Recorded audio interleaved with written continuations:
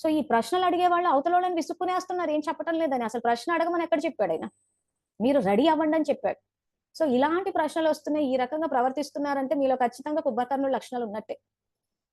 So కుంభకర్ణుడు యుద్ధంలో ఓడిపోయినట్టు చూపించారు. సో ఆ రకంగా మనం వినాశనం గురించి ఆలోచిస్తున్నాం అని అంటే ఓడిపోతాం. శ్రద్ధ చదువు మీద పెట్టాలి. సో ప్రతి ఇయర్ బాబా 36 వచ్చాడంటే 2036 కి అయిపోతుందా? ఇది 2024 అంటే ఇంకా 12 సంవత్సరాలు ఉందా? ఎంతకాలం నడుస్తుంది? ఈ క్యాలిక్యులేషన్స్ ఎక్కువైపోయాయి. సో ఏ క్యాలిక్యులేషన్స్ ఉండాలి మన దగ్గర? నేను ఇప్పటివరకు ఎంత పుణ్యం ఖాతా జమ చేసుకున్నాను, పాపం ఎంతవరకు వినాశనం అయింది, ఈ క్యాలిక్యులేషన్స్ మీ లెక్కాచారాలు అంటాడు ఆయన భాషలో. ఈ క్యాలిక్యులేషన్స్ అవసరం మనకి.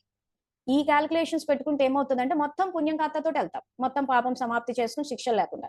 ఇది పక్కన ఇక్కడ పెట్టేసి అక్కడేం జరుగుతుందా, ఎప్పుడు అవుతుంది అని అంటే ఇంకా కుంభకర్ణుడు అయిపోయాయి.